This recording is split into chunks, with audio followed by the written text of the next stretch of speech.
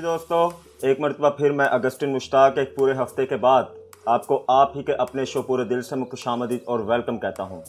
उम्मीद है आप ठीक ठाक हैं और इस इतने मुश्किल वक्त में अपनी ज़िंदगी का बेहद ख्याल रख रहे हैं। यकीन करें हमारी दिल से ये दुआ रहती है हर हफ्ते, जब तक कि हफ्ता ना आ जाए, हमारी कंटिन्यू ये आपके लिए बेस्ट विशेस रहती हैं और हमारी ये दुआ रहती है कि खुदा आपको, आपकी फैमिलीज़ को अपनी ख़ास पनाह में रखे। क्योंकि हमारा ये रिश्ता सिर्फ अब एक प्रोग्राम करने का या एक एज होस्ट और एक व्यूअर वाला नहीं, बल्कि हम खुदा के फजलो करम से अब उस लेवल पर आ गए हैं कि आप इतनी मोहब्बत हमसे करते हैं कि हमारा ऐसे जैसे फैमिली वाला रिश्ता होता है और हम हर हफ्ते आपके घराना में आपके साथ मिलकर ऐसी बातों को लेकर आपके लिए आते हैं जिनसे आप भी बहुत कुछ सीखने वाले हों और हम भी बेहद और ज़िंदगी में आगे बढ़कर खुद भी सीखें और आपको भी सिखाने वाले हों। सो फिर से कह रहा हूं, हम जो कुछ आपको सिखाते हैं वो पहले हम खुद अपनी ज़िंदगी पर इम्प्लीमेंट करते हैं।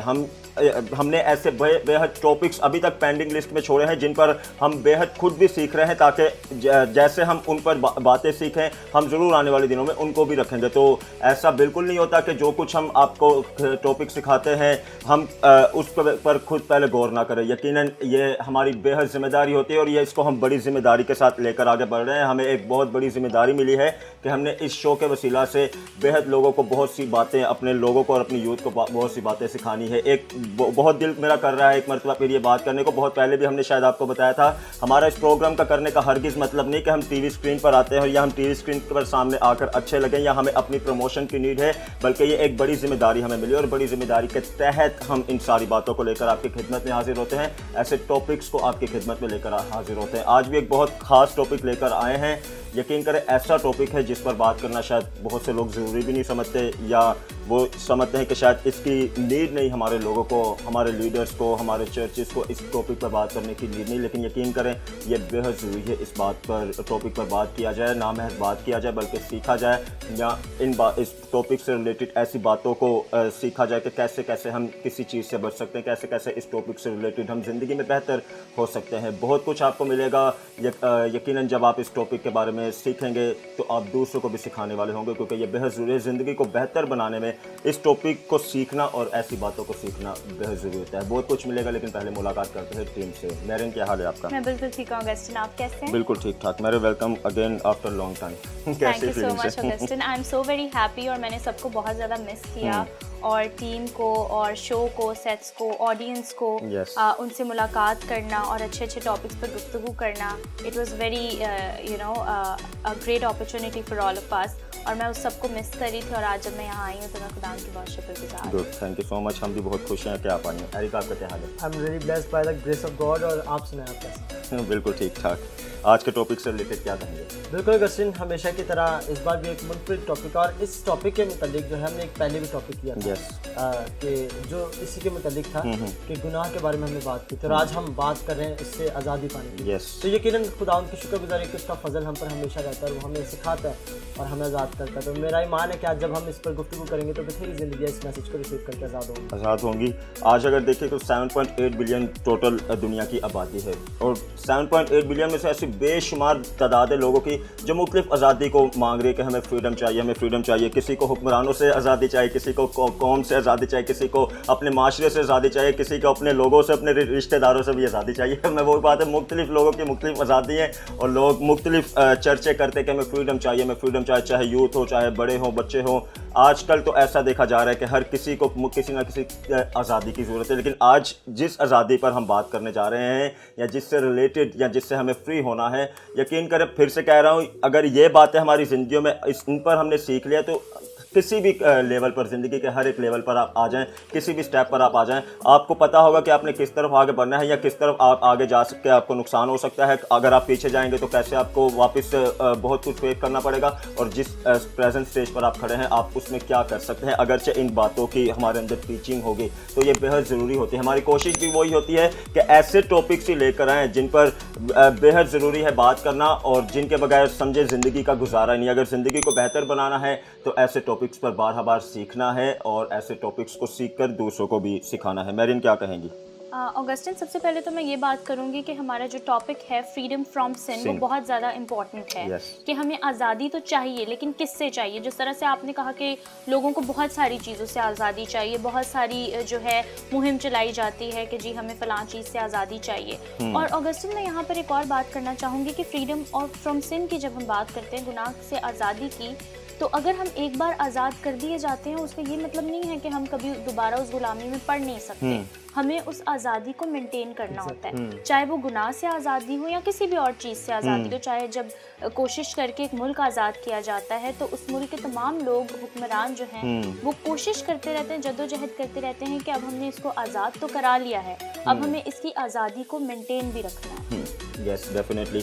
इससे पहले कि हम आज़ादी पर जाएं, एरिक आप मुझे बताएं, सिन की प्लीज़ थोड़ा बताएं, सिन किसे कहते हैं? बिल्कुल अगस्टिन, इससे पेशतर कि मैं सिन पर बताऊं, जो मैरियन ने बात की, मैं उसको ही आगे कोशिश करूंगा कि मैरियन ने कहा कि जिस आज़ादी को हम हासिल करते हैं, हम दोबारा गुलामी में जा सकते हैं, लेकिन हमें उसे मेंटेन रखना। इसीलिए खुदा उनके कलाम में आया है, खतूत पढ़े तो वहाँ लिखा है कि तुम आज़ाद रहने के लिए आज़ाद किए गए हो, तो हमें उस आज़ादी को बिल्कुल मेंटेन रखना है। और दूसरी बात जो आपने सवाल किया कि गुनाह क्या है, कलाम बताते हैं कि गुनाह सिंपल सी जिसकी डेफिनेशन है कि खुदा की हुक्म उदूली। हम अगर कलाम मुकद्दस में पढ़े तो हमें जो गुनाह नज़र आता है आसमान पर हुआ, जो कि हमें लूसीफर से नज़र आता है, उसमें भी एक हुक्म उदूली थी कि खुदा के बराबर होना, जो खुदा के कवानीन बनाए गए हैं उसके खिलाफ चलना।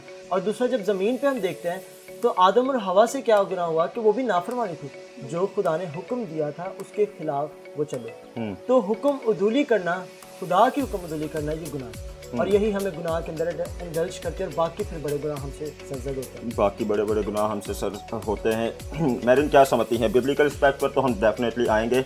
सोशली कौन कौन सी बातों का हम ख्याल रखें कि हम सिन से बच सकें? ऑगस्टिन, सबसे पहले सोसाइटी की अगर बात करें तो सोसाइटी में जो है ना, एक तरफ से जो हम कहते हैं कि खरबूजे को देखकर खरबूजा रंग बदलता है। बहुत सारी बातों में ऐसा देखा गया है कि कुछ ऐसे ट्रेंड्स, कुछ ऐसी आदतें, कुछ ऐसे जो है रवैये नॉर्मलाइज कर दिए गए हैं जो बिब्लिकली बिल्कुल रॉन्ग हैं। और चूंकि यंगस्टर्स जो हैं वो सबसे पहले ट्रेंड्स को फॉलो करने में जो है जल्दी करते हैं कि हम कर लें, हम कहीं पीछे ना रह जाएं, चाहे वो कोई सोशल ट्रेंड हो, चाहे वो किसी भी तरह का कोई फैशन ट्रेंड हो, तो इतना इन चीज़ों को, गुनाह को नॉर्मलाइज कर दिया गया। और मेरे ख्याल से इब्लीस जो है मॉडर्न दुनिया में कभी भी वो हमारे सामने कोई किसी जो है देवकामद लाल आंखों वाला इब्लीस जो है वो कभी भी यूँ आकर नहीं खड़ा होगा, जो हम समझते हैं कि बदरू है या जिन है या जो भी है। इब्लीस का आज सबसे बड़ा जो है हमें धोखा वो किस तरह से देता है, वो इन्हीं चीज़ों से देता है, और वो हमें मैनिपुलेट करता है कि हम बहुत सारी चीज़ों को जिनको गुनाह समझते ही नहीं है, दर हकीकत वो हमें खुदा से दूर लेकर जाती हैं। तो सबसे पहले जो है हमारा जो लेवल ऑफ एक्सीलेंस है या किसी भी चीज़ को परखने का जो हमारे पास जो है मेजरमेंट है, वो खुदा का पाक कलाम है। तो अगर कोई भी चीज़ जो है कलाम से कॉन्ट्रडिक्टरी है, अगर आपको उसके बारे में शक भी है, तो प्लीज़ आप उसको, उस काम को ना करें, उसको छोड़ दें। तो इस तरह से आप जो है गुनाह से बच सकते हैं। चाहे पूरी दुनिया कर रही है, लेकिन आप जो है उस चीज़ को दुआ में रखें और आप जो है उसको खुदा की मदद मांगे कि वो आपको उस चीज़ से दूर लेकर जाए। और हम तो बार कहते हैं कि किसी को अगर फॉलो करना है आपने, तो फिर अगर कोई गलत कर रहा है तो आप भी गलती करते जाएंगे। अगर किसी को फॉलो करेंगे तो जिस ट्रैक पर कोई जा रहा है तो आपको नहीं पता होगा कि वो ट्रैक आगे उसके लिए क्या नुकसान का या क्या फ़ायदे का। बस आपने फॉलो करना है, आपकी जिम्मेदारी है कि आप फॉलो कर रहे हैं, तो आप फॉलो करते करते आगे जा रहे हैं। और अगर खुदा न खास्ता अगर वो आगे किसी जवाल में चला गया तो आप तो पीछे ही पीछे हैं, आप तो ज़्यादा फासले पे भी नहीं, आप भी फिर फ़ौरन जवाल में चले जाएंगे। तो फॉलो उसी को करें जिसको फॉलो करना चाहिए। ऐसी बहुत सी बातों का ख्याल रखना चाहिए हमें। सोसाइटी में होते हुए अपने आप को, अपना रवैया ऐसा रखना चाहिए कि हम छोटी छोटी बातों में एक दूसरे से दयानतदार हैं, हम छोटी छोटी बातों में एक दूसरे से फेयर करने वाले, हम गलत को गलत कहने वाले हों, हम सच को सच कहने वाले हों। ये बातें तो इंसान होने के नाते भी हमारे लिए बेहद ज़रूरी है। फिर से कह रहा हूँ, बिब्लिकल एस्पेक्ट पर तो बात करेंगे, लेकिन इंसान होते हुए हमारे लिए कौन सी बातों का ख्याल रखना ज़रूरी है, ये भी आपको ज़रूर बता रहे हैं कि आप ज़रूर देखें जहाँ पर गलत हो रहा है, आप गलत के साथ गलत होने ना दें, बल्कि गलत पर आवाज़ उठाएं। आप किसी को बताएं कि ये गलत है, आप सही किसी को बताएं कि इसको कैसे सही कर सकते हैं। आप ऐसी बातों का ख्याल रखें कि झूठ कोशिश करें अपनी ज़िंदगी में कम से कम बोलें, सच का ज़्यादा सामना करें, सच को मौका दें कि सच आपकी ज़िंदगी को रिवाइव करे, आज़ाद करें। क्योंकि अगर एक झूठ बोलेंगे तो ये तो सभी कहते हैं, एक झूठ के बाद पता नहीं कितने झूठ आप बोल देंगे, तो ये हमारी ज़िंदगी के एटीट्यूड के लिए अच्छा नहीं होता। एरिक क्या कहेंगे आप? बिल्कुल अगस्टिन, आप दुरुस्त फरमा रहे हैं। और मैं समझता हूँ कि इंसानी रवैये जो हैं वो बहुत ज़्यादा बदल चुके हैं। और जैसे कि मैरियन ने कहा कि कलाम की खिलाफ वर्जी जो है वो हमें नज़र आ रही है, हमें ये चीज़ें जो है नई नज़र आती हैं, हमें ये चीज़ें जो है ट्रेंड्स नज़र आ रहे हैं। ये ऐसे लगता है कि जैसे बहुत आम चीज़ है या एक बड़ी अच्छी चीज़ है जिसे अपना लिया जाए, लेकिन दर हकीकत इसके पीछे एक बड़ा सबब होता है, वो है कि गुनाह के गुलाम कर दिए। तो यही होता है कि जब हम उन ट्रेंड्स को फॉलो कर रहे होते हैं और हमें पता नहीं होता, हमें उसके कहते हैं ना कि हमें नो हाउ नहीं है, तो हम उसमें इंडल्ज होते हैं, और जब इंडल्ज होते हैं तो हमें ये नहीं पता था कि अब निकलना कैसे है, आज़ाद कैसे होना है, क्योंकि हम गुलाम हो चुके होते हैं। वो आप अक्सर ही मिसाल देते हैं ना, स्विमिंग पूल में रहते हैं तो फिर पता नहीं चलता। एग्जैक्टली, बिल्कुल आपने अच्छा याद दिलाया, तो मैं मिसाल दे ही देता हूँ कि आप सोचे पिकनिक्स पे हम सब जाते हैं, और आप व्यूवर्स जो हमें देख रहे हैं कि आप सोचे आप पिकनिक पर गए हैं और आप एक पूल में नहा रहे हैं, स्विमिंग पूल में, और सर के बालों से लेकर पाँव के तलवे तक हम तर हैं, हमारे कपड़े भी गीले हैं, हमारा जिस्म तर है, और बाहर से आपका कोई दोस्त या आपका घराने में से कोई एक भरी हुई पानी की बाल्टी आपके ऊपर फेंकेगा, आपको फर्क नहीं पड़ेगा क्योंकि आप पहले भीगे और आपको बड़ा मजा आएगा। लेकिन कुछ समय बाद जब आप बाहर निकलेंगे और आप तैयार होंगे, आप कपड़े तब्दील कर लेंगे, और अब आपने खुश कपड़े पहने और आप बैठे हुए हैं और आकर कोई भरा हुआ ग्लास पानी का आपके ऊपर फेंक दे, तो हमारा रद्द-ए-अमल क्या होगा? हम रिप्लाई में क्या करेंगे? हमें बहुत गुस्सा आएगा, हमारा दिल करेगा कि हम उसे मारें। यानी हमारा रवैया ही होगा कि हमारा दिल चाहेगा कि हम उस शख्स को मारें, क्योंकि उसे नजर नहीं आ रहा कि मैं साफ और मैं सूखा हुआ, मतलब मैं गीला नहीं हूँ, बितर नहीं हूँ।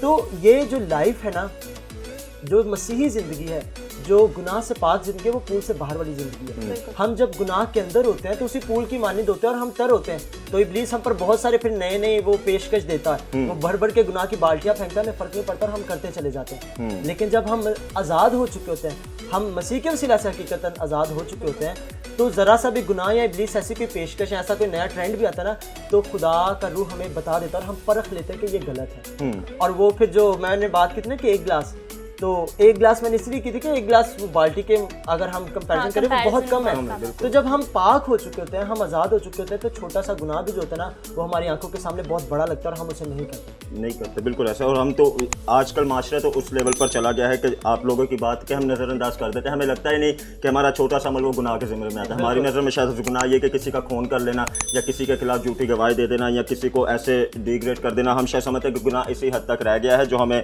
सिखाए जाते हैं कि ये नहीं करना, ये नहीं करना।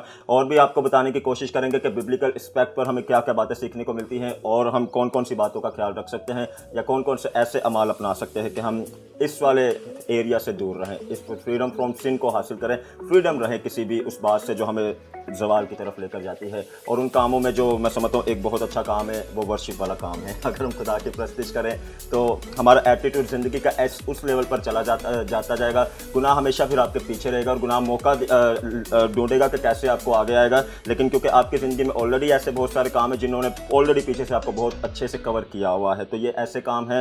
ये पहले अच्छा सा वर्शिप सेगमेंट देखें, हमने वर्शिप की बात की, इसके बाद भी जानने की कोशिश करेंगे बाइबल हमें और क्या क्या सिखाती है। एरिक लेकर जा रहे हैं आप? जी ऑगस्टिन, बिल्कुल। हम चलते हैं सेगमेंट की तरफ और देखते हैं कि आज क्या खूबसूरत बातें हमें सीखने को मिलेंगी। जी दोस्तों, एक मरतबा फिर मैं आपको आज के इस खास शो और आज के इस बहुत बाबरकत सेगमेंट में खुशामदीद और वेलकम कहता हूँ। आप जानते हैं जिंदगी में उन कामों का हमारी जिंदगी का हिस्सा होना बेहद जरूरी है जिनका ताल्लुक बरकत से होता है, क्योंकि ऐसे काम जब हमारी जिंदगी में इनका जब हिस्सा हमारी जिंदगी में होता है तो यकीन करें जिंदगी में जिस भी ट्रैक पर आगे चले, जब ऐसे काम होते हैं हमारी जिंदगी में जिनका ताल्लुक बरकत से होता है, जिनका ताल्लुक उस खालिक से होता है जिसकी मर्जी से आज हम इन सांसों को ले रहे हैं, तो यकीन करें जिंदगी का एहसास ही अलग होता है। हमें बार कदम बा कदम उसकी मौजूदगी का एहसास रहता है जिसकी मर्जी से आज हम इस जमीन पर मौजूद हैं। एक और बात आपको बताता हूँ, कलाम मुकद्दस में जब हम वाइस की किताब उसका नामा बाब उसके 5वीं आयत का मुताला करते हैं ना, तो वहाँ लिखा है जो जिंदा हैं वो जानते हैं कि वो मरेंगे, लेकिन मुर्दा कुछ भी नहीं जानते। आज हम जिंदा है ना, दावा करते हैं कि हम जिंदगी में मौजूद हैं, तो यकीन करें आज उन कामों का हिस्सा बनाना, उन कामों को अपनी जिंदगी में लेना जिनका ताल्लुक बरकत से है और बरकत का ताल्लुक मालिक से है, बेहद जरूरी है। आज इस सेगमेंट में हम जरूर आपको ऐसी बातें सिखाने की कोशिश करेंगे। और एक ये भी बात आपको बता दूं कि प्रस्तिश वो काम है जो बरकत वाला काम है। प्रस्तिश का जो कनेक्शन है वो खालिक से है। ऐसे कामों को जब हम अपनी जिंदगी का हिस्सा बनाते हैं ना, प्रस्तिश, दुआ, कलाम, तो यकीन करें जिंदगी का जो एहसास होता है, जैसे मैंने पहले बताया, वो अलग ही होता है। हमारी पर्सनैलिटी ऐसी बनती है कि हम दूसरों के लिए इंस्पिरेशन का बायस बनते हैं। हम जमीनी लेवल पर भी तरक्की करते हैं, हम रूहानी लेवल पर भी तरक्की करते हैं। इससे पहले मैं ही सारी बातें करूं आपके साथ, आए मिलकर वेलकम करते हैं। हमारे साथ पर मौजूद है इंद्रियास अशरफ और कोमल अशरफ। मैं दोनों को हमारे शो में खुशामदीद कहता हूं। Thank you so much. Komal, आपसे शुरुआत करता हूं, प्लीज बताएं अपने बारे में कुछ। सी नासी के नाम में सबसे पहले आपको अगस्टिन सलाम मेरा और हमारी सारी कलीसिया का, मैं और मेरे साथ इंद्रियास हैं। हम दोनों खुदावन की प्रस्तिश करते हैं, खुदावन हमें अपने जलाल के लिए इस्तेमाल करते हैं। हम आए हैं, हमारा ताल्लुक जो है बलूचिस्तान सुमियानी से है। हम एक ऐसी जगह पे रहते हैं जो आर्मी कैंप है। वहाँ पे क्रिश्चियन कम्युनिटी की तादाद जो है इतनी ज़्यादा तो नहीं है, लेकिन लोग सरगर्म है, खुदावन के कलाम का बोझ रखते हैं, खुदावन के नाम में बढ़ना चाहते हैं। तो वहाँ से खुदावन ने हमें उठाया और जो है खुदावन आज हमें अपने जलाल के लिए कसरत से इस्तेमाल कर रहे हैं। चलिए, बहुत अच्छी बात है, शुक्रगुजारी इस बात की जहाँ पर थोड़े लोग हैं लेकिन खुदा ने थोड़े में से आपको चुना है ताकि आपको थोड़े की बरकत का बाइस बने। बहुत अच्छी बात है, खुशी हुई है जानकर। मुझे बताएं, आप दोनों में से पहले प्रस्तिश में कौन है? इंद्रास, आपसे शुरुआत करते हैं। मैं खुदा की सबसे पहले शुक्रगुजारी करता हूँ, उसके बाद थैंक यू सो मच पूरे दिल से की टीम का कि उन्होंने हमें इनवाइट किया, इस काबिल समझा था कि हम खुदावन के नाम को इज़्ज़त व जलाल दे आपके साथ मिलकर खुदावन की शुक्रगुजारी करते हैं कि खुदावन ने खुदावन के कलाम में लिखा, हमने नहीं बल्कि उसने हमें चुन लिया। तो खुदा ने जब हमें चुना है, उसने उसके कलाम में लिखा है कि उसने हमारे माँ के पेट ही से हमें आंखें बख्शी, वो जानता है, तो उसने हमें हमारा नाम लेकर बुलाया है। तो हमारी ज़िंदगी में खुदावन का, हर एक की ज़िंदगी में खुदावन का मकसद है। तो खुदावन इसी तरह हमारी ज़िंदगी में मकसद रखते थे। जैसे कि सिस्टर ने बताया, हम बलूचिस्तान सुमियानी से है, जो कि बलोचों का बलूचिस्तान बहुत ही ज़्यादा रकबे के लिहाज से और बहुत बड़ा इलाका है जहाँ पर क्रिश्चियन कम्युनिटी बहुत कम है। लेकिन शुक्रगुजारी खुदावन की कि खुदावन ने हमें अपने नाम देकर चुना, मसीहत में पैदा किया और हमारे वहाँ पर हम खिदमत करते हैं। अपने चर्च में बाकायदा चर्च को लगाते हैं, कलीसिया में विज़िट करते हैं और इस तरह से खुदावन ने हमें चुना। हम हालांकि इस लायक नहीं थे, ना हमने सीखा, लेकिन खुदा ने हमें मौका दिया। हमें पता भी नहीं था कि हमें अचानक ना किसी स्टूडियो का, क्योंकि बलूचिस्तान में ऐसी फैसिलिटीज़ मौजूद नहीं है। कराची शहर में बलूचिस्तान से सिंध में आकर खिदमत करना या स्टूडियोज़ में आकर सॉन्ग रिकॉर्ड करना, वो काफ़ी डिस्टेंस पड़ता, बहुत मुश्किल है। लेकिन हमने तो अक्सर कहा कि काम बहुत मुश्किल है, लेकिन खुदा का पाक रूह की फेवर हमारे साथ रही। उसने कभी हमें अकेला नहीं छोड़ा, हर घड़ी, कभी रात भी हो जाती थी, काफ़ी रात लेट नाइट हम घर जाते थे, तो सारे मना करते थे कि इतनी देर से आप आते जाते हैं तो काफ़ी प्रॉब्लम्स भी हो सकती है। लेकिन हमने खुदा को अपनी ज़िंदगी में आके रखा और खुदावन ने हमें सरफराज किया। और ये तो कलाम की बात है, जब खुदा हमें अपनी खिदमत के लिए चुनता है तो खुदा अपॉर्चुनिटी भी हमें देता है, खुदा खुद भी रास्ते बनाता है। वो हमारी ज़िंदगी में कैसी भी मुश्किलें क्यों ना हो, लेकिन खुदा की तरफ से ज़रूर फेवर हमें मिलती है कि हम उसके नाम को जलाल देने वाले हों। मैंने सवाल ये किया था, मुझे ये बताया, आप दोनों में से प्रस्तिश की खिदमत में पहले कौन आया? पहले जो प्रस्तिश की खिदमत थी वो स्टार्ट मैंने की थी। जब मैंने आज के लिए बहुत सारे वर्शिपर्स को देखा कि जो है बहुत सारे न्यू वर्शिपर्स आ रहे हैं, वर्शिप कर रहे हैं, खुदावन के नाम की तमजीद कर रहे हैं, तो मैं वर्शिप तो पहले भी करती थी, चर्च लेवल पे वर्शिप करती थी, बट मैं चाहती थी कि आगे आऊँ, मैं जो है अपना गीत जो है ऑन स्क्रीन लेके आऊँ, बट मेरे पास ये फैसिलिटीज़ नहीं थी। जब मैंने ये अपने दिल में इरादा कर लिया कि नहीं अब मैंने करना है, तो इस चीज़ को मैंने जो है दुआओं में रखा और इसके लिए मैं रोज़ा में भी ठहरी और जो है इस चीज़ के लिए मैंने बहुत सारी दुआएं की। तो ऐसे ही मेरी मुलाकात हुई पास्टर नदीम यूसुफ साहब से। तो पहला गीत जो था उनका था, उन्होंने मुझे दिया, उन्होंने बहुत अच्छे से मुझे गाइड किया और मुझे प्रोडक्शन हाउस के बारे में बताया, यूनिवर्सल प्रोडक्शन हाउस के बारे में बताया। ऐसे मेरी मुलाकात डेविड वारी साहब से हुई, उन्होंने फर्स्ट गीत मेरा कंपोज किया, शूट किया, कंपोजिशन भी उन्हीं की थी। तो फिर जो हमारा नेक्स्ट गीत था वो मेरा और इंद्रियास का था।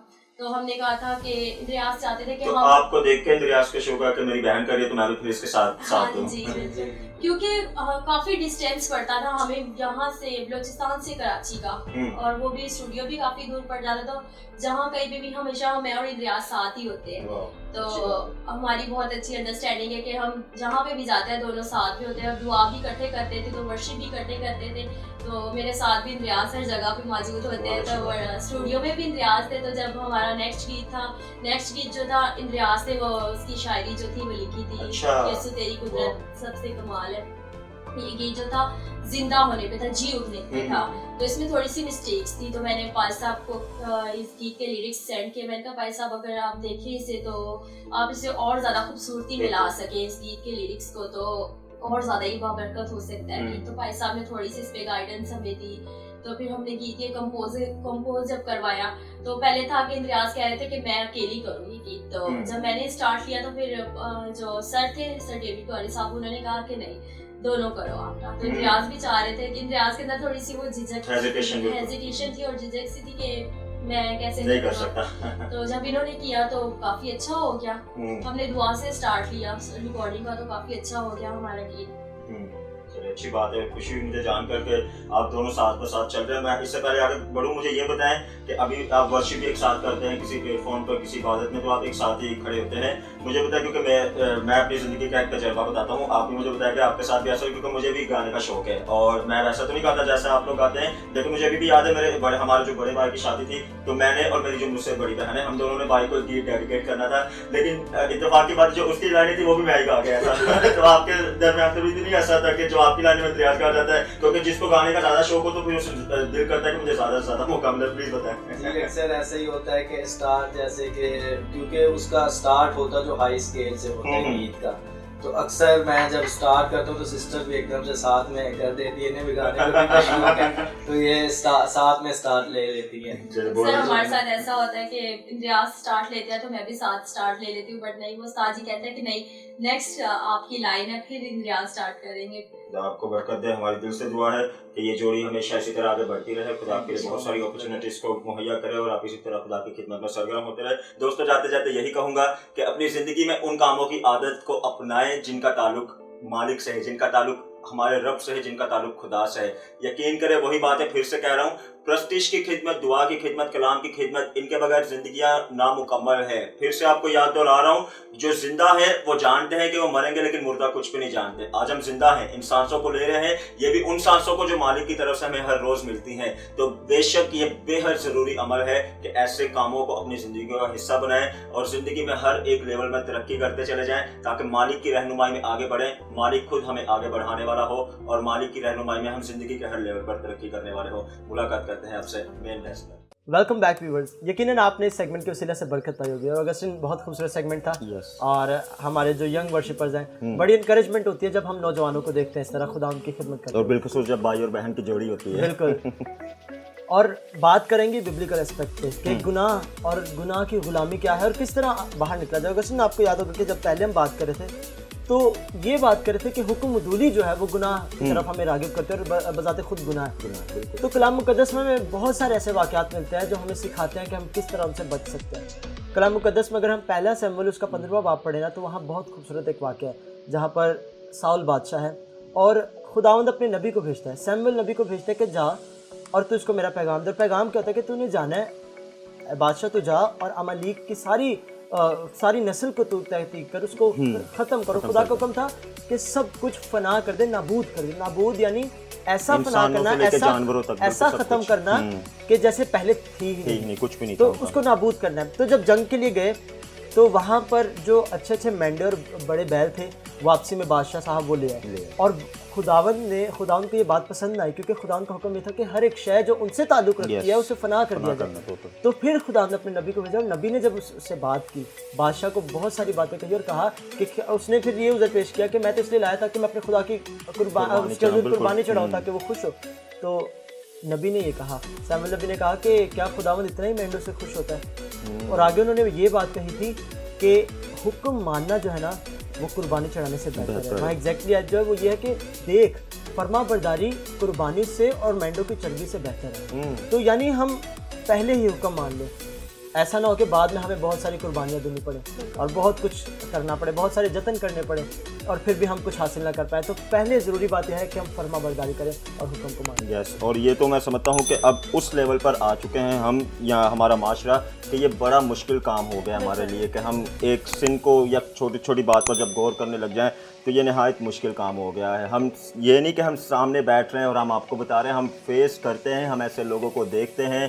कई मरतबा हमें भी ऐसी बहुत सी चीज़ों का सामना करना पड़ता है, लेकिन वही बात है, कोशिश में ना सुस्ती करें, कोशिश करते रहें। बस इस बात को जान लें कि ये बेहद ज़रूरी है, इससे फ्रीडम रहना। इस बात को जहन में रखें, जब जब आपके सामने कोई ऐसा काम हो जो आप समझते हैं कि आगे आपके नुकसान का बायस ठहरे, बस इस बात को याद रखें कि ये आगे मुझे नुकसान दे सकता है। कोशिश करते रहें। हमारी दुआ है कि खुदा ऐसा करने की आपको तौफीक दे कि आप ऐसी ज़िंदगी गुजारे कि आपके वसीला से दूर से बरकत पाए। मैं क्या कहना है अगस्टिन, मैं यहाँ पर एक बात ऐड करना चाहूँगी कि हमारा जो टॉपिक है फ्रीडम फ्रॉम सिन, तो ये बहुत ही खूबसूरत सी बात है और हम कलाम मुकद्दस में भी पढ़ते हैं कि हमें आज़ाद रहने के लिए आज़ाद किया गया है।